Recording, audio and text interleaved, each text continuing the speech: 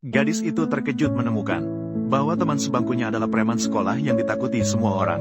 Tadi dia mendengar teman-teman berdiskusi tentang siapa yang sial duduk bersamanya. Tidak menyangka bahwa dia adalah orang sial itu.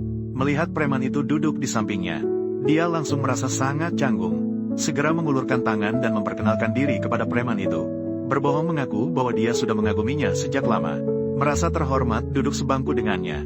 Preman itu merasa gadis itu cukup menarik.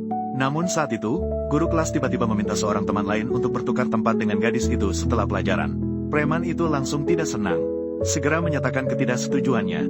Jelas tadi gadis itu mengaku sangat mengaguminya. Kenapa dia harus mengganti tempat duduk?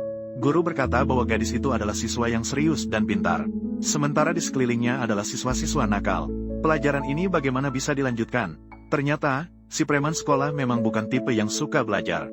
Dia bahkan tidak membawa buku saat pelajaran. Dia malah ingin melihat buku yang sama dengan gadis itu. Gadis itu pun mendorong buku itu ke tengah.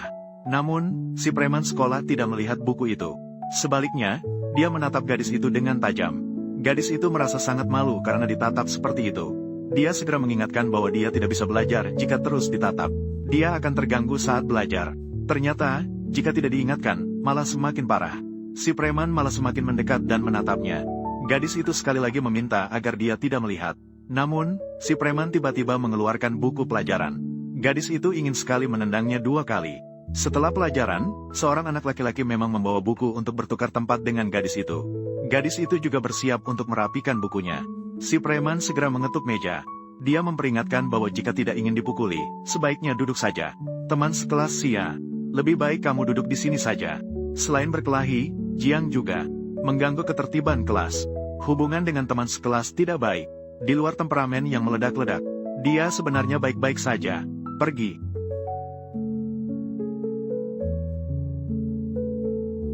Ingin dipukul ya? Tidak akan diganti. Teman sebangkuku, minta perlindungan. Apa dia ingin mati? Jiang Ye, kamu mau berkelahi lagi? Kamu khawatir tentang saya? Bukan. Jiang Ye, kamu tidak belajar dengan baik. Harus masuk pabrik untuk mengencangkan skrup. Sehari yang sulit hanya menghasilkan puluhan yuan. Jadi kamu siswa yang baik. Ya sudah, belajar dengan baik saja. Nanti tidak perlu masuk untuk mengencangkan skrup lagi. Gadis itu dibuat bingung olehnya. Pulang ke rumah setelah sekolah malam, gadis itu berjalan ke gang. Pemimpin sekolah menarik tasnya dari belakang. Melihat dia penuh luka, dia baru saja ingin berbicara. Pemimpin sekolah mengingatkannya untuk tidak melewati jalan ini setelah sekolah. Keesokan harinya, gadis itu baru sampai di sekolah dan mendengar siswa-siswa sedang